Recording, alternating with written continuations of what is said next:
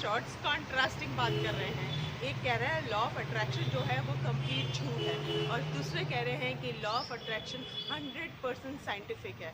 और पता है क्या मज़ेदार बात है कि दोनों जो बातें कही जा रही हैं वो उनके द्वारा कही जा रही है जिनके मिलियंस ऑफ फॉलोअर्स हैं, और वो बोल रहे हैं जो साइंटिफिक बैकग्राउंड के हैं, जो अपने अपने फील्ड में टॉप नॉच हैं।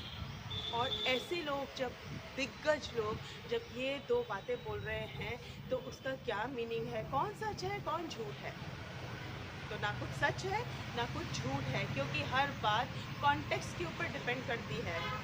कॉन्टेक्स्ट मतलब क्या, कहाँ पे कहा गया है, कैसे कहा गया है, उन शब्दों का क्या मीनिंग लेके कहा गया है।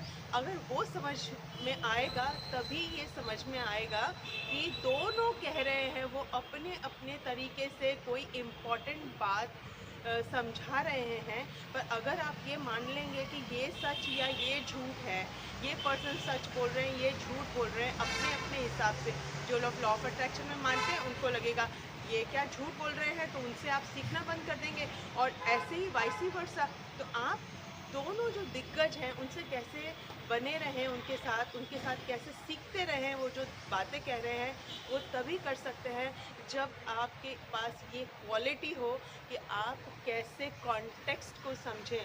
देखिए लॉ ऑफ अट्रैक्शन, अट्रैक्शन का वर्ड कहाँ यूज़ किया जा रहा है? अट्रैक्शन मतलब कैसे पाया जाए, कैसे दो चीज़ें मिले। मतलब ये आप कुछ करना चाह रहे हो और ये आप से हो नहीं रहा, तो ये दो बातें आपस में कैसे मिले? तो ये कैसे मिलेंगी? जो मेथडोलॉजीज़ हैं, जिस तरह से वो रास्ते बता रहे हैं कि आप अगर ऐसे करेंगे तो आपको ये मिलेगा। तो अगर वो मेथड्स बता रहे हैं तो आप मेथड्स पे जाइए और आपको क्या सूट होता है उस पे जाइए, ना कि जो शब्द यूज़ किए गए हैं। ठीक है? क्योंकि जो इच्छा है वर्ड, मनोकामना है वर्ड, ड्रीम्स है वर्ड, उसके भी तो कितने मीनिंग्स हैं, राइट? एक जगह कामना ये हो गई कि आपने उधार की इच्छाएं पाल रखी हैं। किसी का सक्सेस आपने देख लिया कि बड़े बड़े बंगला गाड़ी है और पूरी मार्केटिंग इंडस्ट्री इस तरह से कह रही है कि भाई ये चीज़ आपके पास होनी चाहिए तभी आप खुश होंगे। ठीक है? तो वो इच्छा होगी, तो वो इच्छा कहाँ अच्छी बात है? क्यों उसकी तरफ अट्रैक्ट भी होना है हमको? तो गलत लॉ ऑफ अट्रैक्शन में जा रहे हैं ना।